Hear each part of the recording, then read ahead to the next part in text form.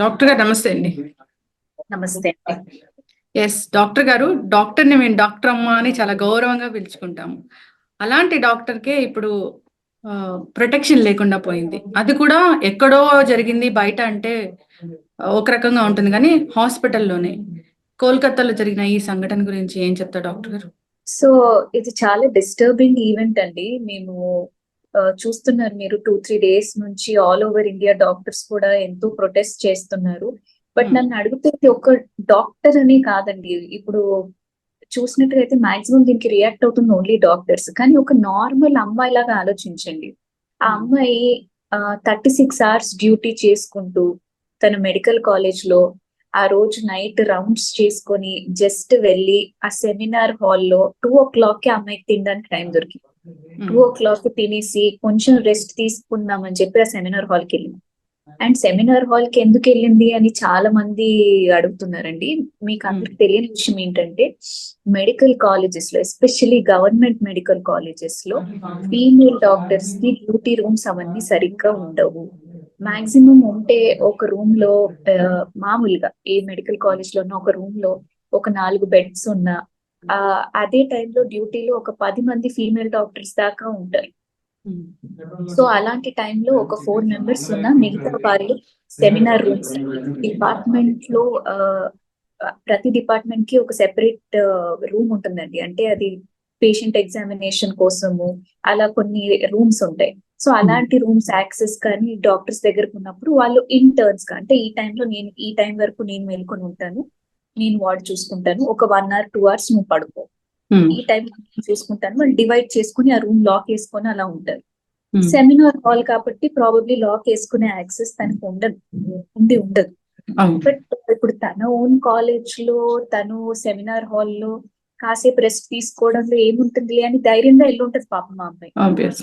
కానీ అలాంటి సిచ్యువేషన్ లో వెళ్ళి ఒకళ్ళు చంపేస్తారు. చంపేయడం పక్కన పెడితే ఆ అమ్మాయిని రేప్ చేయడం. అండ్ వర్స్ట్ పార్ట్ ఏంటంటే, అది అయిపోయిన వెంటనే దాన్ని సూసైడ్ లాగా చిత్రీకరించడం. అందరూ అదే క్వశ్చన్ చేస్తున్నారు, సూసైడ్ లాగా ఎందుకు చెప్పాలి పేరెంట్స్ కి? ఎగ్జాక్ట్లీ. అండ్ సూసైడ్ అని కాకుండా అమ్మాయిని సైకోసిస్ అని చెప్పి, అంతగా చదువుకొని ఎంబీబీఎస్ ఫినిష్ చేసి తను కష్టపడి ఒక పీజీ సీట్ తెచ్చుకొని, గవర్నమెంట్ మెడికల్ కాలేజ్ లో పీజీ సీట్ అంటే తను ఎంత కష్టపడితే వచ్చి ఉంటుంది. లో సెకండ్ ఇయర్ లో ఒక 1 year అవుతే పాపం మా అమ్మాయి ఒక సక్సెస్ఫుల్ డాక్టర్ లాగా బయటకు వచ్చేది. అట్ ద ఏజ్ ఆఫ్ 31, అంటే 18 years కి స్టార్ట్ చేసి ఉంటది తన మెడికల్ జర్నీ. ఒక 13-14 years నుంచి చదువుకుంటూ ఉన్న అమ్మాయి సడన్ గా పేరెంట్స్ కి కాల్ చేస్తారు చనిపోయిందని. 3 hours వాళ్ళని కలవనివ్వరు. 3 hours దాకా కూడా పేరెంట్స్ ని కలవనివ్వకుండా మళ్ళీ ఫస్ట్ సైకోసిస్, ఆమె సూసైడ్ చేసుకుందని కవరప్ చేయడానికి ట్రై చేసి, మళ్ళీ ఎవరో ఒక అతను ఉన్నారు, ఏదో బ్లూటూత్ దొరికింది, అతని చంపాడని చెప్పి. కానీ ఇది కూడా నమ్ముదాం అనుకుంటే పోస్ట్ మార్టం లో చూసేసరికి ఆ సిమెన్ అనాలిసిస్ చేసినప్పుడు amount of semen that they found is 150 grams. అంటే ఒక్క నుంచి మాక్సిమం ఓన్లీ 15 grams సీమెనే కలెక్ట్ చేయగలరు వాడు రేప్ చేసినా కానీ. 150 grams అంటే ఒక్కళ్ళు చేసింది కాదు, అక్కడ ఎంతో మంది ఇన్వాల్వ్ ఉన్నారని అప్పుడు డౌట్ వచ్చింది. సో ఎంతవరకు కవరప్ చేయడానికి ఒక కేసుని, ఎంతమంది ఇన్వాల్వ్ ఉన్నారు, ఎవరిని ప్రొటెక్ట్ చేయడానికి, ఇవన్నీ కూడా పక్కన పెడితే సైలెంట్ గా August 14th నైట్ మార్చ్ చేస్తున్నారు ఆ అమ్మాయిలు. ఆ క్యాంపస్ నుంచి లాల్ చౌక్ వరకు ఏదో సైలెంట్ గా మార్చ్ చేస్తుంటే కూడా అసలు ఒక లారీలో ఒక 100 పైగా గుండాలు వచ్చేసి వాళ్ళ లారీలోంచి దిగేసి ఇష్టం వచ్చినట్టు అక్కడ అమ్మాయిల్ని, పేషెంట్స్ ని ఎవరిని కొట్టి అక్కడ హాస్పిటల్ ని ధ్వంసం చేయడం. అంటే వాళ్ళు అక్కడ they are trying to destroy the evidence. ఆ సెమినార్ హాల్ వరకు కూడా వెళ్ళి అక్కడ సెమినార్ హాల్ వాళ్ళు వెంటనే గోడలు పూల కొట్టేసి రెనోవేట్ చేయాల్సిన అవసరం ఏమొచ్చింది? అంతా to cover up the evidence. ఏంటి అంటే ఎప్పుడైనా ఈ కంట్రీలో ఎవరైనా ఏదైనా చేయొచ్చు, అడిగే వాళ్ళు ఎవరు చేయకూడదు. సడన్ గా ఊపిరి ఆగిపోతుందంటే ఫస్ట్ పిలిచేది ఆ అమ్మాయిని, చెస్ట్ మెడిసిన్ స్పెషలిస్ట్ ని. లంగ్స్ ఎలా ఉంది, అక్యూట్ కండిషన్స్, ఇవన్నీ చేసే ఆ అమ్మాయి ఎన్ని లైఫ్ సేవ్ చేసిన అమ్మాయి, ఆ అమ్మాయి లైఫ్ కి ప్రొటెక్షన్ లేదంటే తల్లిదండ్రులు ఎందుకు పంపిస్తారండి? ఇంకా వేరే చోట చదువుకోమ్మా, నైట్ డ్యూటీలు చేయమ్మా అని ఎవరికి ధైర్యం ఉంటుందండి? అసలు ఇదంతా విన్న తర్వాత మనకి ధైర్యం ఉంటుందా? మన ఇంట్లో వాళ్ళని పంపించగలమా, నైట్ డ్యూటీకి వెళ్ళమ్మా, నువ్వు 36 hours డ్యూటీ హాస్పిటల్లో ఉండమ్మా అని? ఎస్, ఖచ్చితంగా డాక్టర్ గారు. డాక్టర్ గారు అయితే బాడీ మీద చూస్తే గాయాలు అంటే ఆ పోస్ట్ మార్టం నివేదిక వింటేనే కన్నీళ్లు తెప్పిస్తున్నాయి. అంటే ఒక మనిషిని అంత ఘోరంగా, అంత కిరాతకంగా ప్రాణాలు నిలబెట్టిన డాక్టర్ ప్రాణాలని అంత కఠినంగా తీయడం అనేది అసలు నిజంగా అది ఎంత ఎంత బాధాకరం అంటే అది అడగడానికి కూడా నాకు చాలా బాధగా అనిపిస్తుంది డాక్టర్ గారు. అవునండి. అందుకే కదండి ఇప్పుడు ఒక్కరు ఆ అమ్మాయిని అంత డ్యామేజ్ చేసే ఛాన్స్ లేదండి. చూసినట్టుగా అయితే బాడీ దొరికినప్పుడు ఆ అమ్మాయి లెగ్స్ కూడా 90 degrees పొజిషన్ లోకి వెళ్ళిపోయాయి. అంటే ఆ పెల్విస్ అనేది మొత్తం బ్రేక్ అయిపోయింది. ఆ కళ్ళల్లో గాజు పెంకులు ఉన్నాయి, గ్లాసెస్ వి. ఫేస్ అంతా వాచిపోయింది, ఐ దగ్గర ఇంజరీ, ఫేస్ దగ్గర ఇంజరీ. ఆ అమ్మాయిని ఎంత టార్చర్ చేసి చంపారండి. చనిపోయే ముందు కూడా ఆ అమ్మాయి ఎంతో టార్చర్ అనుభవించింది. ఎస్. సో దీన్ని తీవ్రంగా ఖండించాల్సిన విషయం అండి. అందుకే ఇవాళ నేషన్ వైడ్ డాక్టర్స్ అందరూ కూడా నాన్ ఎసెన్షియల్ సర్వీసెస్, ఓపీడీస్ అన్ని బంద్ పెట్టేశారు. ఎస్.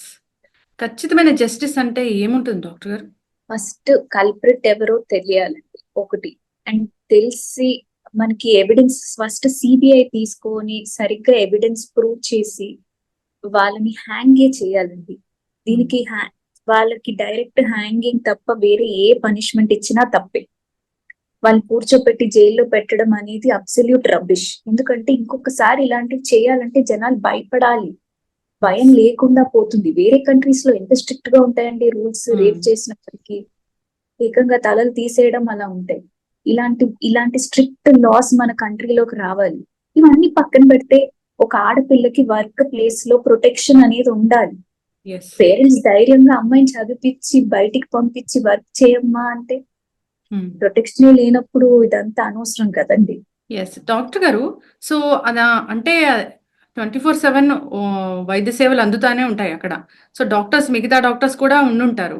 అంటే ఇది ఇంత సైలెంట్ గా ఇట్లాగా అంటే చాలా మందికి డౌట్ వస్తున్న పరిస్థితి. సో అదే చెప్తానండి మీకు. ఇప్పుడు మామూలుగా ఎమర్జెన్సీ పక్కనే డ్యూటీ డాక్టర్స్ రూమ్స్ ఉంటాయి. కానీ దాంట్లో మాక్సిమం ఒక 4 beds 5 beds ఉంటాయి. కానీ డ్యూటీలో ఒక 10 మంది ఫీమేల్ డాక్టర్స్ దాకా మినిమం ఉంటారు. గవర్నమెంట్ హాస్పిటల్ అన్నాక డిఫరెంట్ డిపార్ట్మెంట్స్ ఉంటాయి కదండి. చెస్ట్ మెడిసిన్ అని చెప్పి, మీకు జనరల్ మెడిసిన్ అని చెప్పి, జనరల్ సర్జరీ అని చెప్పి అన్ని డిపార్ట్మెంట్స్ ఉంటాయి. సో ఇలా ప్లేస్ లేనప్పుడు డాక్టర్స్ ఏం చేస్తారంటే they search for alternative rooms. కొంతమంది సెమినార్ రూమ్స్ లో వెళ్ళి చదువుకుంటూ they just rest for some time. కొంతమందికి ప్రతి డిపార్ట్మెంట్ కి ఒక సర్టన్ ఎగ్జామినేషన్ రూమ్ అని ఉంటుంది. ఆ రూమ్ కీస్ కూడా ఇస్తారు అప్పుడప్పుడు. ఏంటంటే దాంట్లో పేషెంట్ ఎగ్జామినేషన్ కోసం ఒక చిన్న బెడ్ ఉంటుంది, దాంట్లో అడ్జస్ట్ అవుతారు. సో ఆ డిపార్ట్మెంట్ నుంచి ఇద్దరు ఎవరైతే డ్యూటీలో ఉంటారో ఒక 2-3 గంటలు నువ్వు పడుకో, అప్పుడు ఆ టైంలో ఎమర్జెన్సీస్ నేను చూస్తాను, మిగతా 2-3 గంటలు నేను వెళ్ళి పడుకుంటాను, నువ్వు చూసుకో అని చెప్పి వాళ్ళు రూమ్ లో లాక్ వేసుకుంటారు. నేను పీజీ చేస్తున్నప్పుడు కూడా పూణేలో ఒకటే ఎమర్జెన్సీ రూమ్ ఉండేది. 1 for males, 1 for females in the emergency room. దాంట్లో 3 బెడ్లు ఉండేవి. బట్ డ్యూటీలో ఒక 7 డాక్టర్స్ వరకు ఉండేవాళ్ళు. కాబట్టి మేము we had to take access for the department rooms. కొంతమంది సెమినార్ హాల్స్ లో వెళ్ళి చదువుకుంటారు. సెమినార్ హాల్స్ ఇవన్నీ ఎలా ఉంటాయంటే యూజువలీ కొన్నిసార్లు సౌండ్ ప్రూఫ్ ఉంటాయి కదండి. సో అలాంటప్పుడు లోపల సౌండ్ బయటికి రాదు. అండ్ జామర్స్ కూడా ఆన్ అవుతాయి అప్పుడప్పుడు. అంటే ఆ టైంలో జామర్స్ ఆన్ అయి ఉండవు న్యాచురలీ. బట్ కొన్నిసార్లు సెమినార్ రూమ్స్ లో ఏంటంటే సౌండ్ ప్రూఫ్ ఉంటాయి, లోపల ఏం జరుగుతుందో మీకు బయట తెలీదు. సో అదే మేజర్. అండ్ ఆ టైంలో సెమినార్ ఇప్పుడు ఆ ఎగ్జామినేషన్ రూమ్స్ దగ్గర, సెమినార్ రూమ్స్ దగ్గర న్యాచురలీ ఎవరు ఉండరు ఆ టైంలో. అవును, కానీ యాక్సెస్ ఎలా ఉంది అసలు అక్కడ రావడానికి? బయట వాళ్ళు లోపలికి రావడానికి అసలు యాక్సెస్ ఎలా ఉంది? అతను అదే చెప్తున్నారు కదండి, యూజువలీ అంత ఈజీగా బయట వాళ్ళు లోపలికి రాలేరు. సెక్యూరిటీ వాళ్ళు ఉంటారు. ప్రతి ఫ్లోర్ కి ఐడియల్లీ సెక్యూరిటీ గార్డ్ ఉండాలి హాస్పిటల్లో. ఎస్పెషల్లీ ఆ టైంలో ఒక కారిడార్ లో ఎవరైనా ఎంటర్ అవుతున్నారంటే ప్రాపర్ ఉండాలి. 2 things. ఒకటి, అక్కడ సెక్యూరిటీ సరిగ్గా లేదు, గవర్నమెంట్ కాలేజ్ కాబట్టి, నెంబర్ 1. నెంబర్ 2, మీకు అక్కడ అతను ఎవరైతే ఇప్పుడు కల్ప్రిట్ ఎవరైతే చెప్తున్నారో హూస్ జస్ట్ స్కేప్ కోట్ అని చాలా మంది అంటున్నారు. సో అతను కూడా ఏంటి అంటే one of the police official లాగే అంటున్నారు కదా. అవును, అవును. సో అతనికి అయితే యాక్సెస్ ఉంటుంది కదా, అతని సెక్యూరిటీ అన్నట్టే పంపించి ఉంటారు కదా. ఎస్. సో బట్ ఎంత ఏది ఇప్పుడు అతను చేశాడు అని అనుకొని వదిలేయడానికి లేదు కదండి, బికాస్ అక్కడ పోస్ట్ మార్టం లో the amount of semen found ఇది మ్యాచ్ అవ్వట్లేదు. ఒకవేళ అతను ఒక్కడే చేశాడు, అతను పోనీ ఒప్పుకున్నాడు నన్ను చంపండి అని చెప్పి, అవును, ఇలాంటి కండిషన్ లో మరి వీళ్ళు అర్జెంట్ గా అంత ఎవిడెన్స్ డిస్ట్రాయ్ చేసేయడం, 100 మెంబర్స్ వచ్చేసి వీళ్ళని అటాక్ చేయడం, ఇవన్నీ అవసరం ఏముందండి మరి? ఎస్, ఖచ్చితంగా డాక్టర్ గారు. వర్క్ చేస్తున్న ప్లేస్ లో ప్రతి మహిళకి కూడా ఖచ్చితంగా ప్రొటెక్షన్ అనేది ఉండాలి. మన డాక్టర్స్ మనం కాపాడుకోవాలి, మన ఆడపిల్లల్ని మనం కాపాడుకోవాలి.